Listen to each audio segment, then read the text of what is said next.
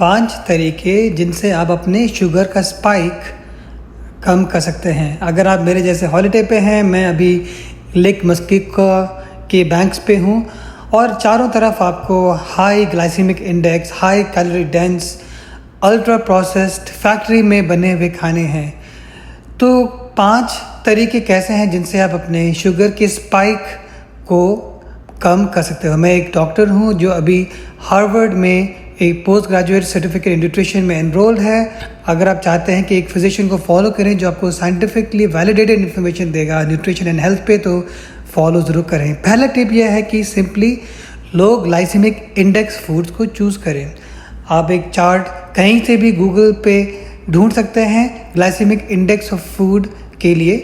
ज़्यादातर जो whole foods होते हैं जिनमें फाइबर ज़्यादा होता है, पानी ज़्यादा होता है और जिन खानों में सिर्फ कार्ब नहीं मगर कार्ब्स के साथ में थोड़े फैट्स और थोड़े प्रोटीन्स भी होते हैं, उनका ग्लाइसेमिक इंडेक्स थोड़ा कम होता है, मतलब ब्लड में उनका शुगर कम एब्जॉर्ब होगा।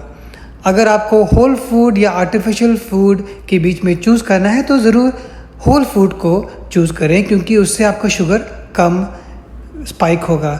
दूसरा ये है कि आप अपने खाने में सिर्फ कार्ब्स को ना खाएं, साथ में आप फैट्स को और फाइबर्स और प्रोटीन्स को भी खाएं।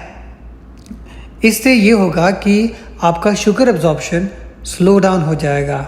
तो अगर आपके पास चॉइस है, जैसे कि अगर आपको सफ़ेद ब्रेड और जैम दिया जा रहा है जो प्योर कार्बोहाइड्रेट्स हैं और लेट्स से साथ में ऑरेंज जूस भी दे दिया, तीनों चीज़ें कार्बोहाइड्रेट्स हैं, उसके बजाय आपको एक ट्रेडिशनल ब्रेकफास्ट मिले जिसमें टमाटर हो और ब्राउन ब्रेड हो, जैसे कि एक सीडेड ब्रेड जिसमें कीनोआ भी है और फ्लैक्स सीड्स भी हैं और साथ में अंडा भी है और थोड़े वेजिटेबल्स भी हैं साइड में।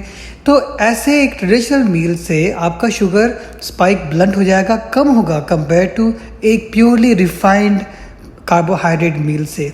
थर्ड टिप वो ये है कि किस क्रम में आपको अपना खाना खाना है। एक एविडेंस ये भी है कि अगर आप कार्बोहाइड्रेट को पहले ना खाएं, उसको आप आखिर तक बचा कर रखें तो आपका स्पाइक कम होगा, क्योंकि जो बाकी खाने हैं वो आपके पेट में जगह घेर लेंगे, जो एक एब्जॉर्प्शन है इंटेस्टाइन में वहाँ पे भी जगह घेर लेंगे।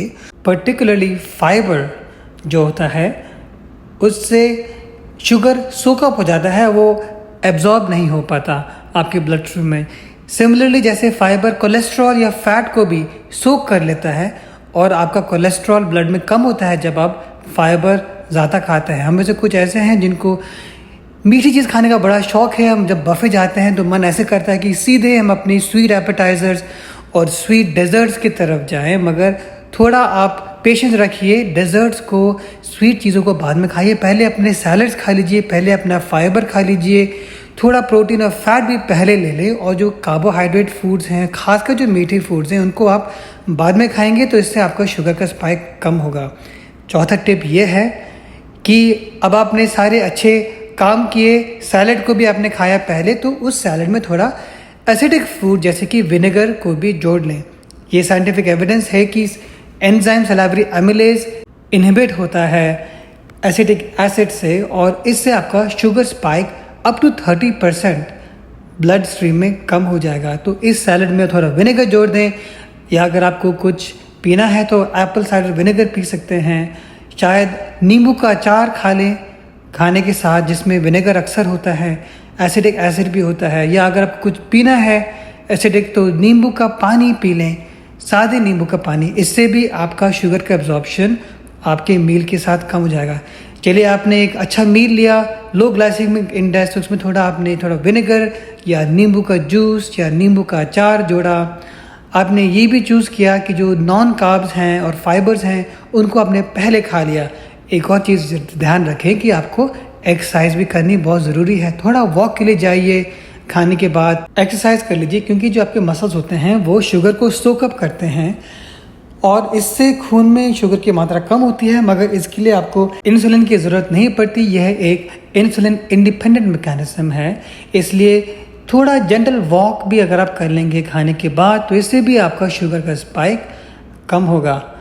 अगर आप खाने के बाद सीधे बस पैर ऊपर करके टीवी देखेंगे तो उससे आपका शुगर बढ़ जाएगा। इसलिए ब्रिस्क एक्सरसाइज ज़रूर करें खाने के बाद अपनी शुगर के स्पाइक को कम करने के लिए। चलिए ये 5 टिप्स है कि कैसे आपको अपनी शुगर के स्पाइक्स कम करने हैं जब आप हाई कार्बोहाइड्रेट फूड से घिरे होते हैं। मगर आप लोग जो वीडियो में यहाँ तक मेरे साथ रहे, आपको एक बोनस टिप भी मैं देना चाहता हूँ, एक एक्स्ट्रा टिप कि कैसे शुगर कम करना है। इसको बोलते हैं रेट्रोग्रेडेशन ऑफ कार्बोहाइड्रेट्स। आपने थोड़ा खाना खाया, थोड़ा बचा भी हुआ है, जो कार्ब्स हैं खासकर स्टार्ची कार्ब्स जैसे कि आलू, चावल, ये जो स्टार्ची कार्ब्स होते हैं, अगर आप इनको फ्रिज में डालेंगे और अगले दिन खाएंगे तो उसी से आपका शुगर स्पाइक कम हो जाएगा। क्योंकि अगले दिन जब आप इनको खाएंगे 30 से लेकर 70% शुगर मात्रा कम हो जाएगी, क्योंकि ये जो कार्ब हैं ये रेट्रोग्रेड हो जाएंगे, रेजिस्टेंट स्टार्च बन जाएंगे, जो एक तरह का फाइबर होता है जो एब्जॉर्ब नहीं होता। तो उस फाइबर से और भी फ़ायदे होंगे, जो बेनिफिट्स हमको वैसे ही फाइबर से मिलते हैं, जैसे कि कोलेस्ट्रॉल कम करना, सूजन को कम करना और आपके गट माइक्रोबायोम को फूड करना, जिससे और भी जो प्रॉब्लम्स हैं related to dysbiosis of gut microbiome वो भी कम होंगे और शुगर भी कम होगा। मगर क्या करना चाहिए जब आपने खाना खा लिया, कब खाना नहीं खाना चाहिए? मैं एक हेल्दी डाइट के अलावा ये भी आपको रेकमेंड करता हूँ कि मेटाबॉलिज्म को आइडियल बनाने के लिए आप कुछ करें जिसको बोलते हैं अर्ली टाइम रेस्ट्रिक्टेड फीडिंग। जैसे जैन धर्म में कहा जाता है, चाहे सिर्फ वीक में 4 या 5 दिन आप 5 बजे के बाद मत खाइए। मैंने एक पूरा 10 मिनट का वीडियो बनाया है जिसमें मैंने इसके फ़ायदे आपको विस्तार में समझाया। मगर सिंपली पुट, अगर आप जल्दी खाना खाएंगे तो उसी कैलोरी को आप मसल्स बनाने के लिए और फ्यूल के लिए यूज़ करेंगे। मगर आप देर से खाएंगे, टीवी देखेंगे, आराम करेंगे तो उन्हीं कैलोरीज को आप फैट में कन्वर्ट कर देंगे और उनको स्टोर कर देंगे। कैलोरीज जो हैं वो पैसे की तरह हैं। आप चाहें तो पैसे को इन्वेस्ट कर सकते हैं, उससे आप जुआ भी खेल सकते हैं। आप क्या करते हैं अपनी कैलोरीज के साथ, आप उन इंस्ट्रक्शंस को हार्मोन्स के थ्रू अपनी बॉडी को देख सकते हैं। इसलिए 4 to 5 डेज अ वीक 5 बजे तक अपना सारा खाना ख़त्म कर दीजिए, आपको बहुत फ़ायदे होंगे। ऐसे करके ये इंटरमिटेंट फास्टिंग का एक माइल्ड फॉर्म है जिसको हम बोलते हैं अर्ली टाइम रेस्ट्रिक्टेड फीडिंग। तो जो मैंने आपको पहले टिप दिया था रेट्रोग्रेडेशन ऑफ कार्बोहाइड्रेट्स, उसके साथ ये जैनिज्म स्टाइल फास्टिंग बहुत अच्छी तरह से फिट होता है। क्योंकि जब आप वर्किंग डे में घर पे खाना पकाते हैं शाम को, तो उस खाने को घर पे मत खाइए। अगर आप उसी खाने को उसी दिन उसी वक्त खा लेंगे तो चांसेस ये हैं कि ज़्यादा खा लेंगे। उसके बजाय फ्रिज में डाल दीजिए उन कार्ब्स को, और उससे वो रेजिस्टेंट स्टार्च या फाइबर में कन्वर्ट हो जाएंगे। उसी खाने को अगले दिन 5 से पहले अपने काम पे टिफ़िन में खाइए, तो इससे आपका पोर्शन कंट्रोल भी हो जाएगा और साथ में आपका कार्बोहाइड्रेट शुगर स्पाइक भी 30 to 70% कम हो जाएगा। इसलिए ये जो कॉन्सेप्ट है वो रेफ्रिजरेट करने का, वो अर्ली टाइम रेस्ट्रिक्टेड फीडिंग या जैनिज्म स्टाइल फास्टिंग के साथ बहुत ही अच्छी तरह से मैच करता है। और टिप्स के लिए चैनल को फॉलो ज़रूर करें। Follow Eastern Values Weight Loss